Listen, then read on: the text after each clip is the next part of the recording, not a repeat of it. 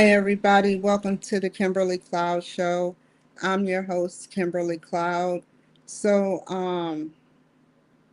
today we are going to be talking about how effective federal crackdowns are. Are they effective? Are they not? And we have a commercial break in 15 minutes. I just wanted to tell you guys it's a brand new commercial, and I cannot wait to put it on the video feed. Give me a second let, before I forget, because I have to do it a different way.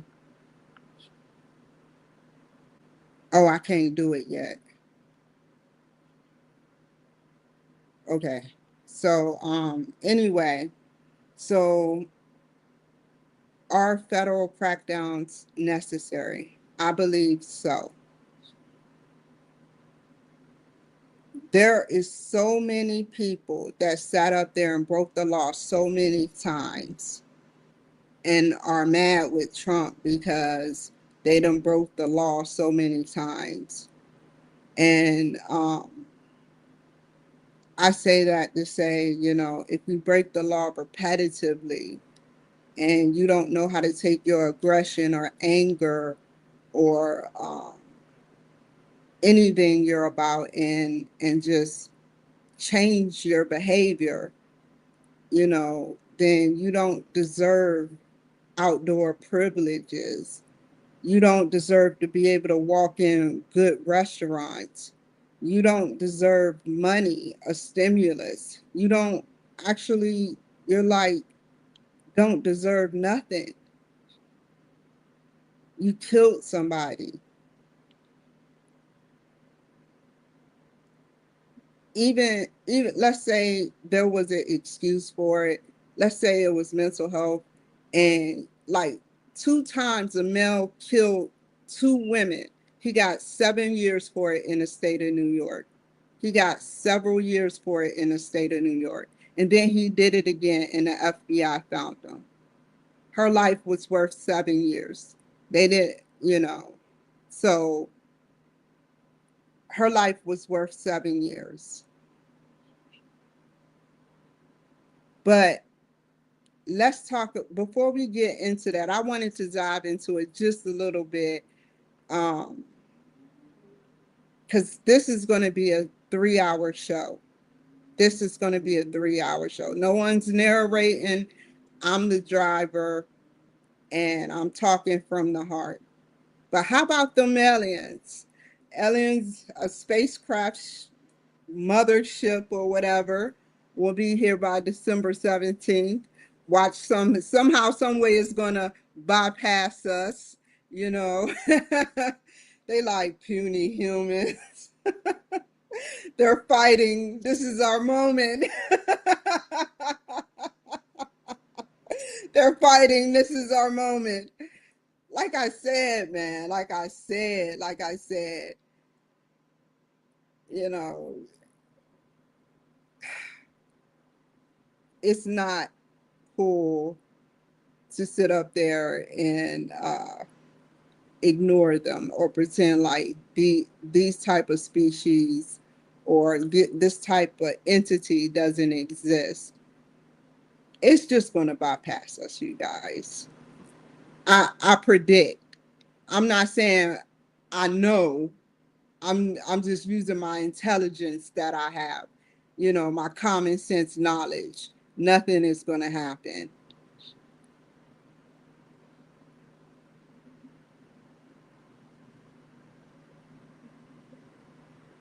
So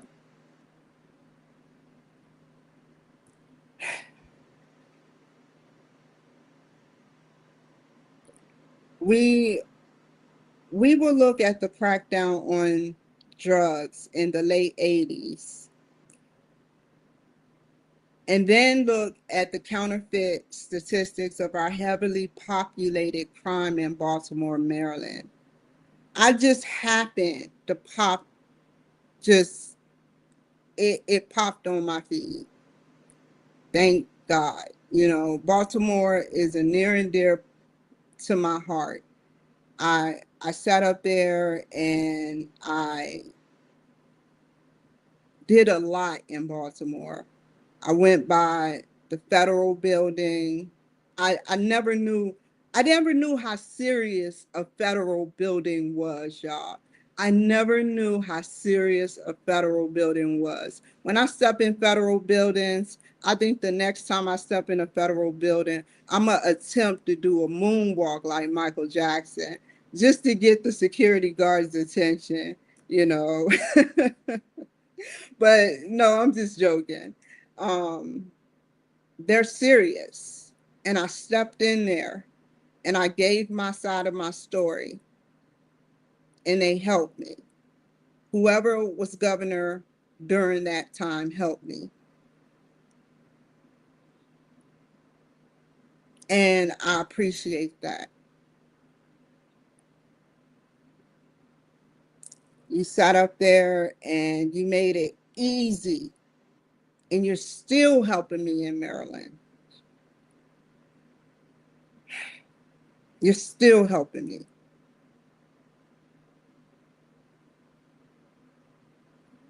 You know, not now with the whoever is helping me in Maryland right now, I appreciate it. I'll put it to you like that.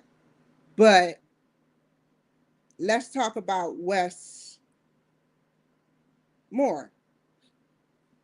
There is so many things going on with the crime. I want to show y'all something, and I want y'all to go ahead and listen up and be educated about what Trump says because I have a lot to spill,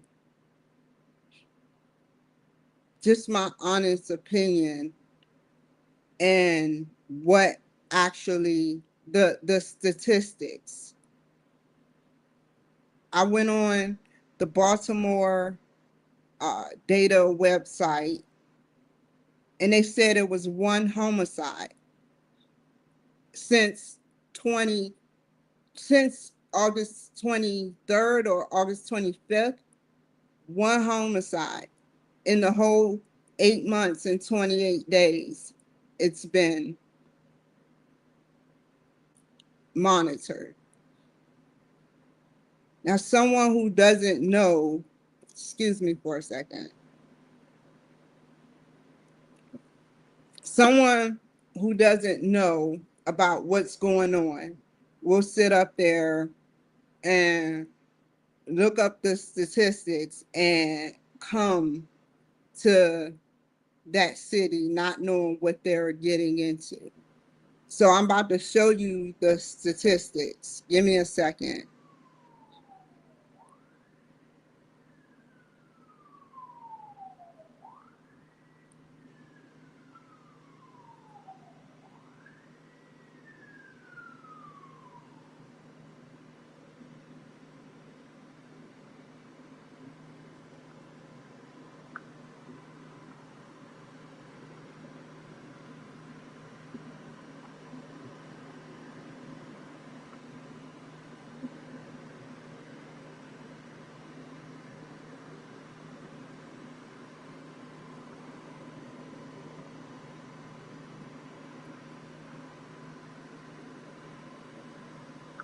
Okay.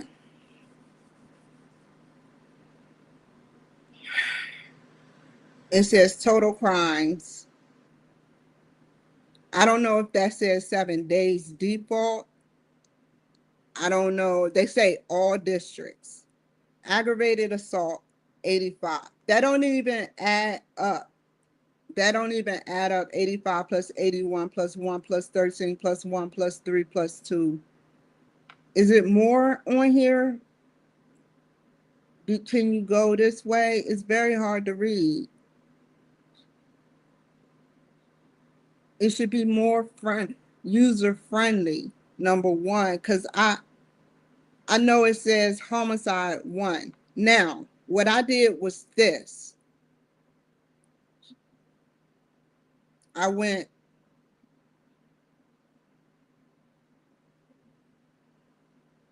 Here, woman dead after crash with stolen vehicle.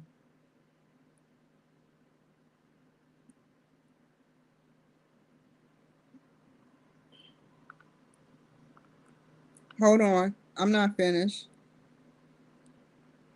Pornography investigation, man wanted in violent assault.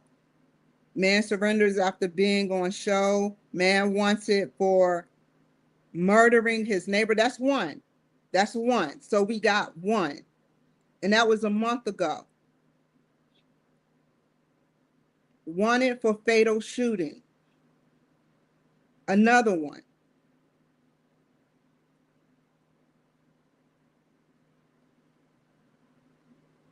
That's two. Shoot that's old. I mean current, but not for this show.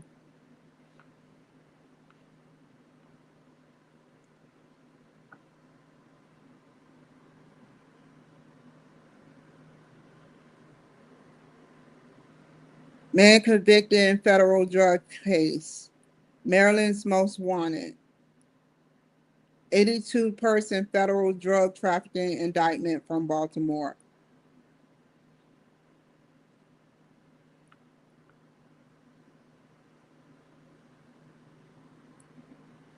Baltimore homicides. That's more information right here. Baltimore homicides.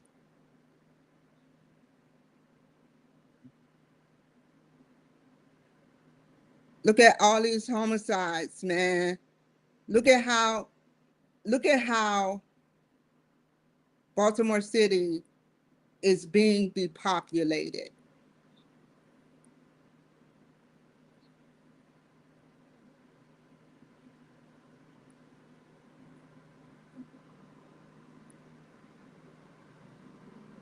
So let's go back to here.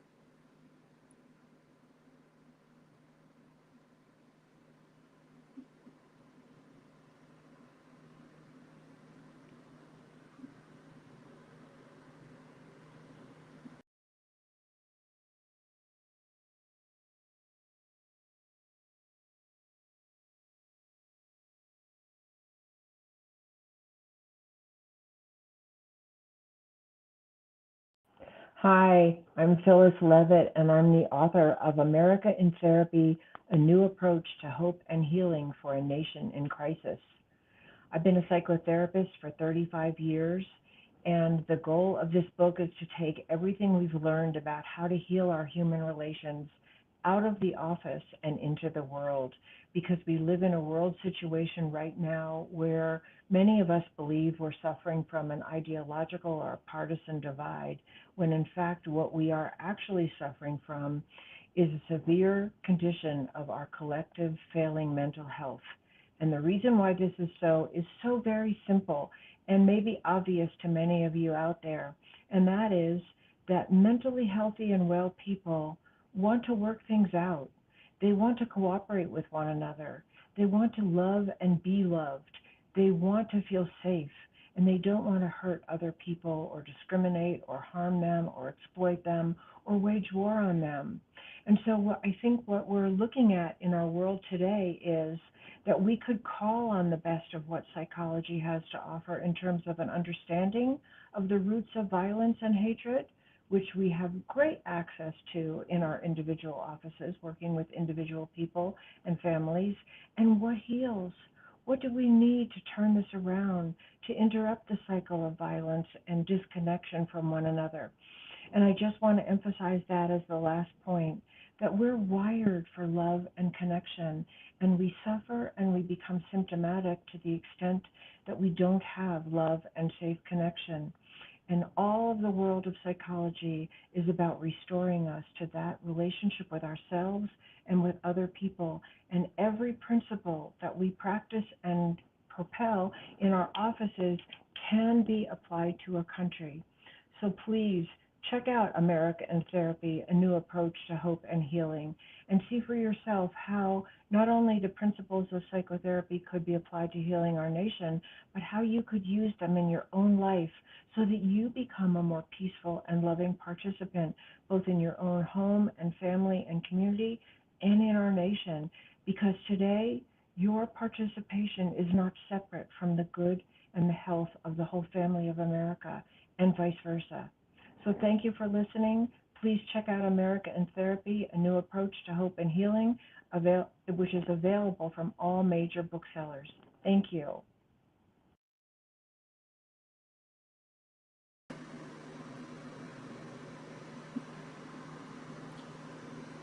Okay, and another piece of evidence is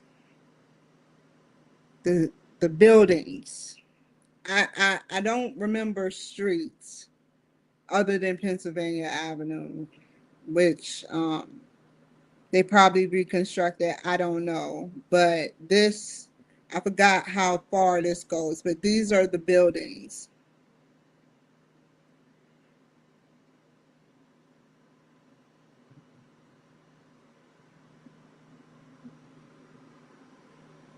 It is. Look at the streets. Like, imagine being next door. Some of these buildings, mind you, are where Bernie Sanders was when he was walking. Some of those buildings were condemned,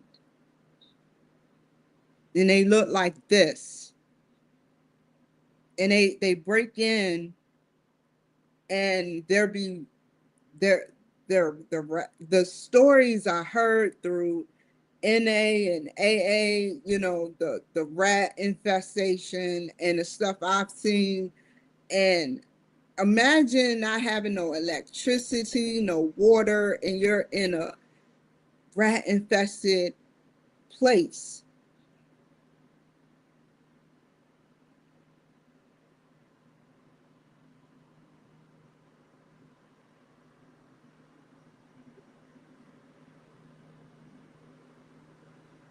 So the percentage of Black residents in Baltimore has declined from 60.4% in 2020 to approximately 59% in the latest estimates from 2023 and 2024. People are depopulating, or which could mean moving out or dying, whichever one comes,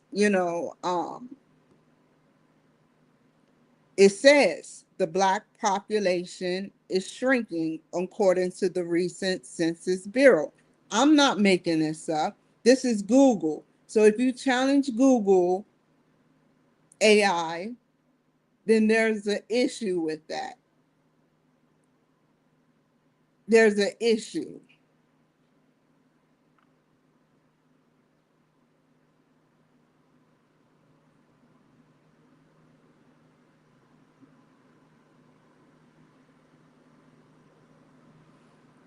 We'll talk about that in a second.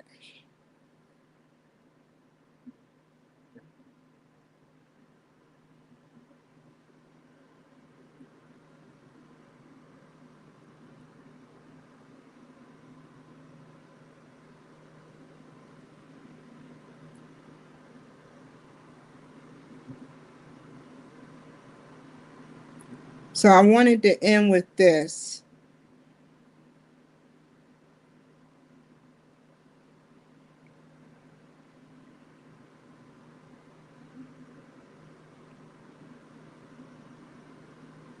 I wanted to start from here again, from the top.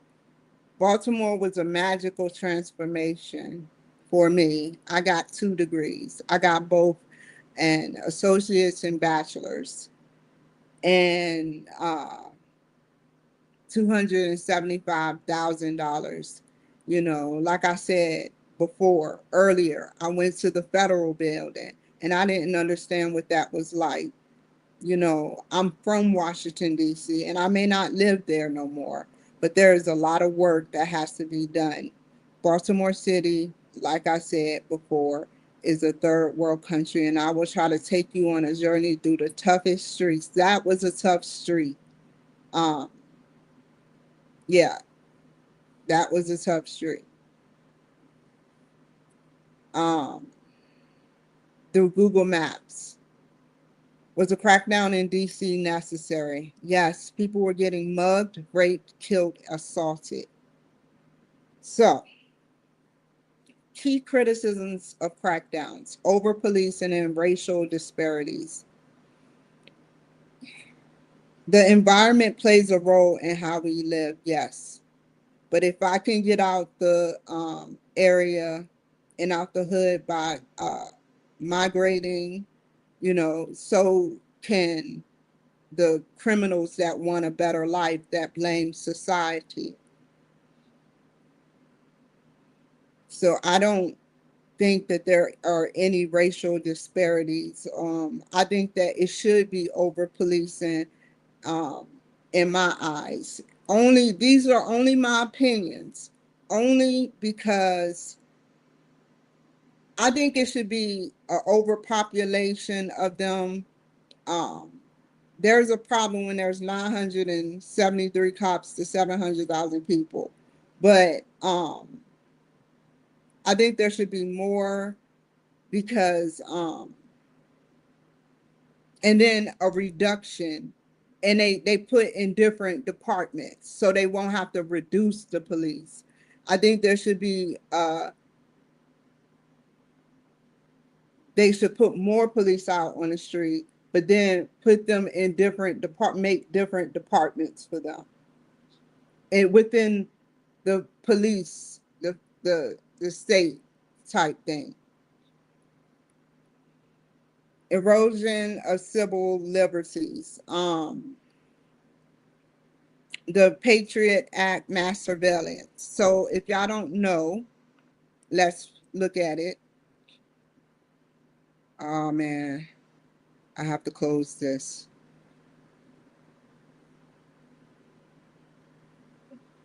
The Patriot Act was passed shortly after the terrorist attack in the United States that occurred on September 11th, 2001, and gave law enforcement agencies broader powers to investigate, indict, and bring terrorists to justice.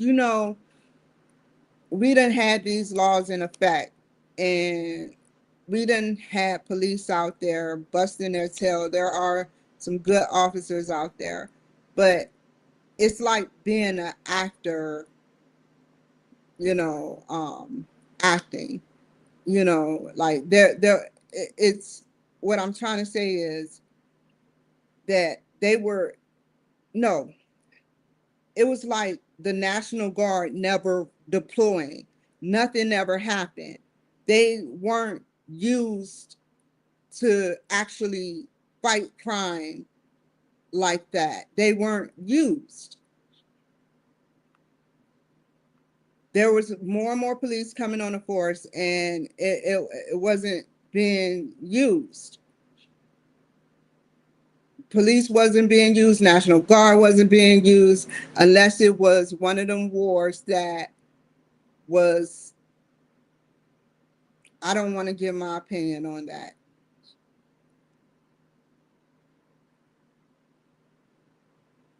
So basically, Bush put it into action. This is for terroristic crimes, though. I guess the branch falls under terroristic crimes, which now the Patriot Act could be used. The Patriot Act could be used because there are terroristic people wanting to do harm through drugs and through other things to our country.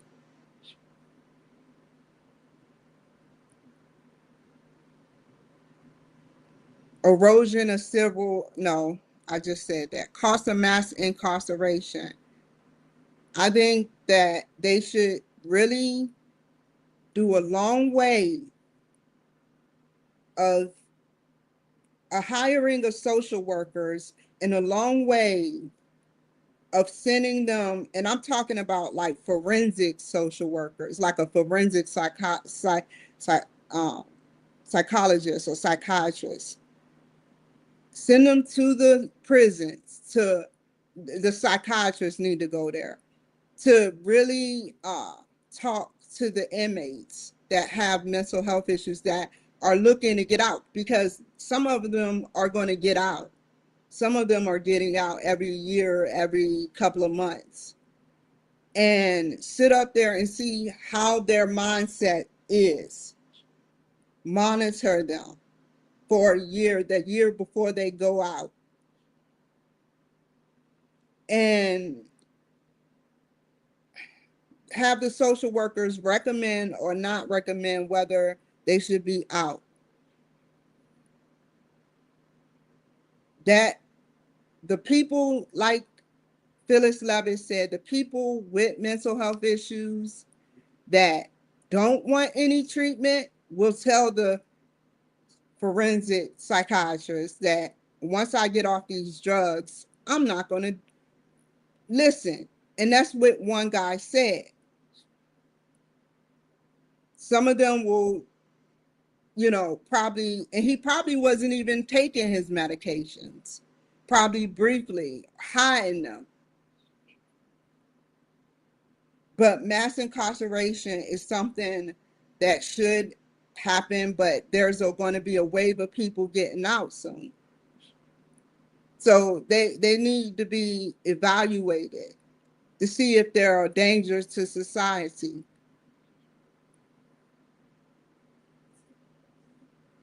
Questionable long-term effectiveness. Drugs still widely available.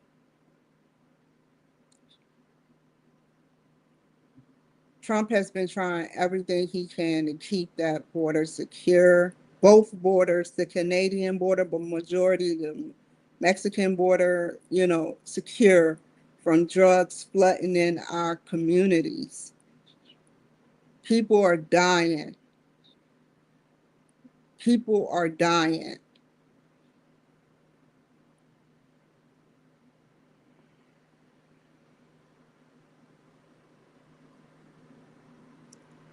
I suggest if people are dying, if people want to kill people, like have no disregard for nothing, like it's just not right.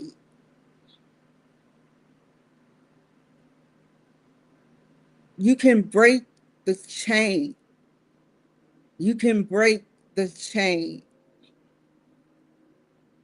You don't have to you don't have to live that type of life. Make a hustle as a businessman. If you can't get a job, do a business.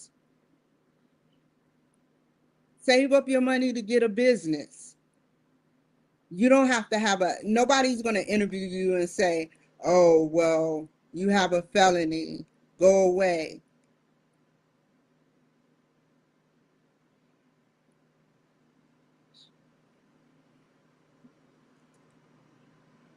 Cybersecurity threats, hacking, ransomware, online fraud.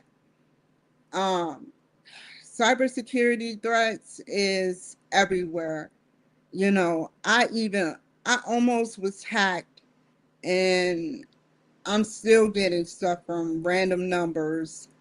Um, as many people's stuff as I've downloaded, I feel scared because, you know, I have to buy Norton Security. Um, I'm a little scared about that ransomware. I don't even know what ransomware is, but it sounds very scary. It sounds very scary. You hold a computer ransom, maybe, ware, which is like software, yeah, that's what I think about it when I hear the word ransomware. Online fraud. Who came up with these words? It's so just a genius.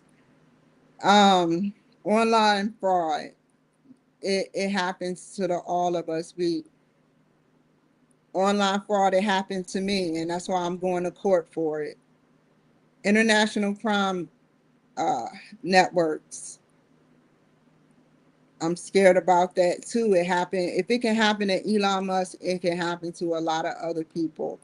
Balancing rehabilitation and punishments. Like I said, people should be rehabilitated. I believe in rehabilitation because I'm no saint. Punishments, 3 strikes, man. 3 strikes, man. I think that's way too many strikes.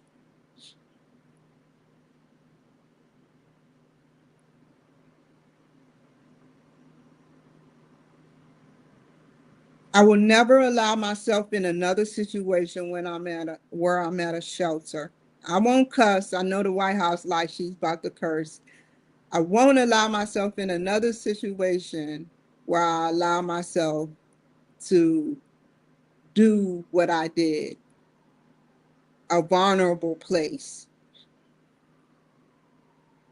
If something, if I'm, if I put you on board with me and then some weird stuff start happening and it spikes, and I say to myself, well, this wasn't happening before this person wasn't here, you know,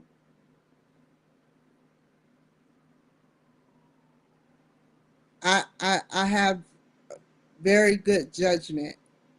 Sometimes I could be wrong. I'm not, but I have good judgment of things.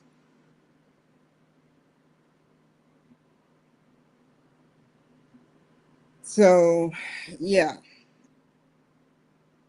um, that is all I wanted to talk about.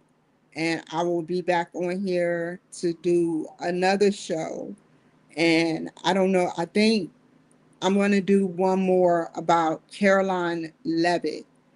She is the speaker, and she has some stuff that she want to talk about with the White House backing her. Happy belated birthday, and we will talk about that in a little bit. Thank you. You all be safe. Thank you. You could have been anywhere in the world, and you are here with me. So, thank you.